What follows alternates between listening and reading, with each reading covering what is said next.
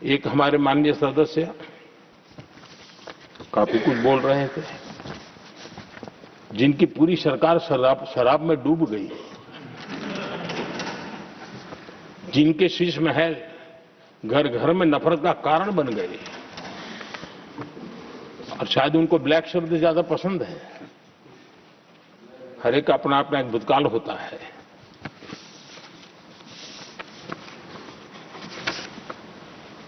पता नहीं ब्लैक के साथ उनका क्या पुराना रिश्ता है। आदरणीय सभापति जी, ऐसे सभी साथियों से मैं आज जरूर कहूंगा, तुम कितना दुनिया को धोखा दोगे, तुम कितना दुनिया को धोखा दोगे। आईना देख लिया तो अपनी सच्चाई कहां छिपाओगे।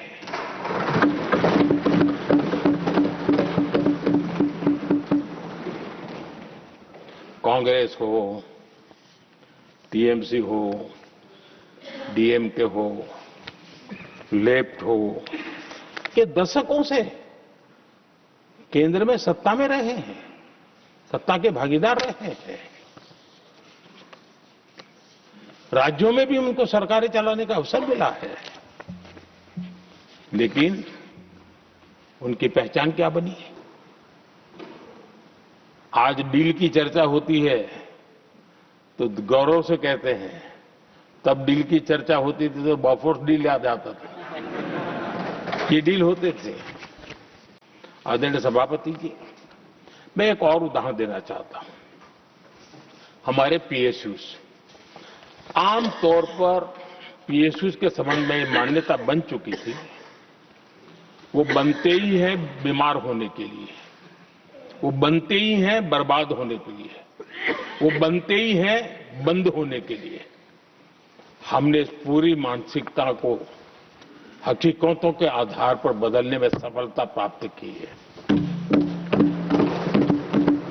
और ये लोग पीएसयूज को लेकर के कितनी गलत बातें फैलाते थे। अर्बन नक्सल की तरह ऐसे पीएसयूज के दरवाजे के बाहर मजदूरों की मीटिंग करके भड़काने का पाप करते थे, गुमराह करने का काम करते थे। इन्होंने LIC, state bank of India और भी एचएएल, ऐसे हर एक को बड़ा भला बुरा और इतना भद्दे तरीके से, जब उनकी सरकार थी तब तो ये इन चीजों को संभाल नहीं पाते थे, उसको कुछ कर भी नहीं पाते थे। आदरणीय सभापति जी, हमने इसमें भी हिम्मत दिखाई। हमने पीएसयूज के संबंध में भी रिफॉर्म्स किए, रिफॉर्म्स की एक लगातार परंपरा चलाई। आज एलआईसी बेस्ट तरीके से, उसने पूरे कार्यकाल में अपना एलआईसी का जन्म हुआ तब तक उत्तम से उत्तम परफॉर्मेंस का कालखंड उसका गुजर रहा है। जिन पीएसयूज को कांग्रेस के नेता ताले लगवाने की कगार पर पहुंच चुका था और उसी पर अपनी राजनीतिक रोटी सेकने का प्रयास भी किया गया था, आज हमारे पीएसयूज रिकॉर्ड प्रॉफिट पर हैं।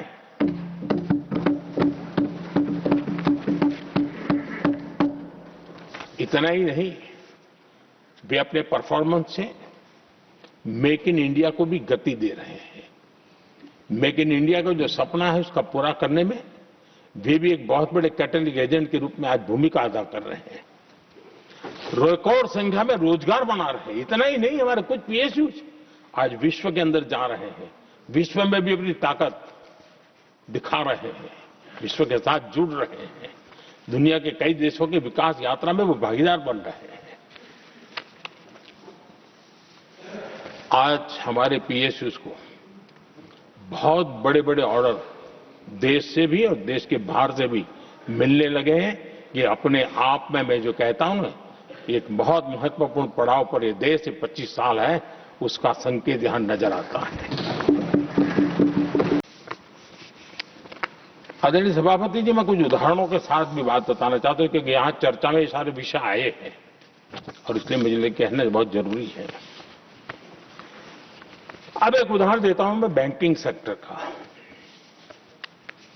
बैंकिंग सेक्टर एक प्रकार का अर्थव्यवस्था की ग्रिड होता है। 2014 से पहले फोन बैंकिंग का कालखंड था। नेता के फोन जाते थे और उसके आधार पर करोड़ों रुपया दे दिए जाते थे और गरीबों को तो बैंकों में दुत्कार मिलती थी, नफरत होती थी। देश की 50% से ज्यादा आबादी बैंक के दरवाजे तक नहीं देख पाई थी। कांग्रेस के नेताओं के फोन पर अरबों रुपये लोगों को दे दिए गए और जो ले जाते थे वो अपनी पर्सनल प्रॉपर्टी मान करके पैसे हजम कर जाते थे। यही खेल चलता रहा। कांग्रेस और यूपीए के राज में और आज जो इंडी अलायंस बनकर के बैठे हैं उनके राज में बैंकिंग व्यवस्था तबाही के कगार पर खड़ी थी। मैं नया प्रधानमंत्री के पद का दायित्व मुझे मिला, मैं एक देश के मुखिया से मैं मिला, ऐसे ही बात कर रहा था। मैंने कहा बैंकिंग की दृष्टि से हम कुछ आगे बढ़ना चाहिए। उन्होंने पहले एक बार साहब जरा अभी आप नए हो, आपके बैंकों की व्यवस्था का अध्ययन कर लीजिए। हम कैसे हिम्मत करें? एक देश के नेता ने कोई ये जानकारियां थी, उसने मुझे बताया यहां इनको कोई परवाह ही नहीं। यानी एक प्रकार से उन्होंने जिस प्रकार से बैंकिंग व्यवस्था को एनपीए के पहाड़ खड़े हो गए थे। जहां भी देखो चर्चा चलती थी एनपीए का क्या होगा, एनपीए का क्या होगा, कैसे बचेंगे। आदरणीय सभापति जी, चुनौती बड़ी थी लेकिन हमने समझदारी से काम लिया। बैंकिंग व्यवस्था के सब कर्ता धर्ताओं को विश्वास में लिया। रिफॉर्म की आवश्यकता थी, हिम्मत के साथ रिफॉर्म किए, पारदर्शी व्यवस्था बनाई, ढेर सारे बैंकिंग रिफॉर्म्स हुए और जो सरकारी बैंक दुर्बल हो चुकी थी, ठीक नहीं चल पाती थी, उसको हमने बड़ी बैंक के साथ मर्जर कर दिया। और मुझे याद है किसी एक महाशय बड़े अपने आप को विद्वान मानने वाले लिखा था, अगर मोदी सरकार बैंकों में ये कर ले तो हिंदुस्तान का बहुत बड़ा रिफॉर्म हो जाएगा। वो काम मैंने आते ही कर दिए थे। आदरणीय सभापति जी, और इन सारी चीजों का नतीजा हुआ बैंकों में जो बीमारी घर कर गई थी उस बीमारी से बैंकों को मुक्ति मिली। बैंकों का स्वास्थ्य सुधरा, लगातार सुधरा, अभी भी तेजी से आगे दौड़ रहे हैं। और बैंकिंग का जब स्वास्थ्य सुधरा तो लेन देन का कारोबार भी उनका बढ़ा, लोगों को पैसे मिलने लगे, सामान्य व्यक्ति को पैसे मिले। ऐसे ऐसे गरीब लोगों को लोन मिले जिनके लिए कभी बैंक के दरवाजे बंद थे, बेचारा दूर से देख करके उसे जाना पड़ता था। आज मुद्रा योजना जो देश के नौजवान को अपने पैरों पर खड़े रहने की ताकत देता है, मुद्रा योजना जो स्वरोजगार की प्रेरणा देता है, लेकिन स्वरोजगार के भाषण के काम नहीं होता है, उसका हाथ पकड़ना पड़ता है, उसको साथ देना पड़ता है, उसको सहाय देनी पड़ती है। और हमने मुद्रा योजना के द्वारा 30 लाख करोड़ रुपया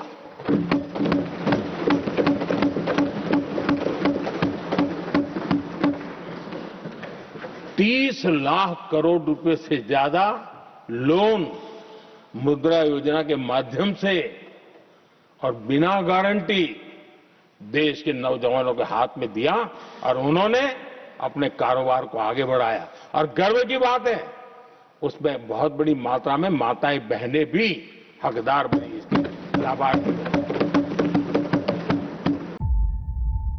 जीरो हमने इन्वेंट किया, हमने बताया दुनिया को, जहां योग है वहां रोग नहीं।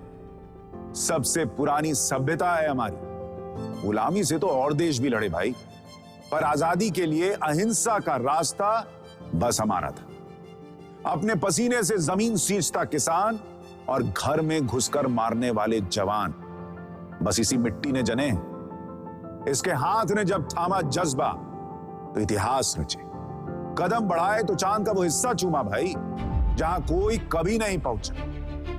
आज पूरी दुनिया में शान से लहरा रहा है तिरंगा, और इसके पीछे है गर्व से भरी अनगिनत कहानियां जो लिखी जा चुकी हैं और लिखी जा रही हैं, जिन्हें मैं सुनाऊंगा राष्ट्रगर्व रोज शाम 6:25 पर।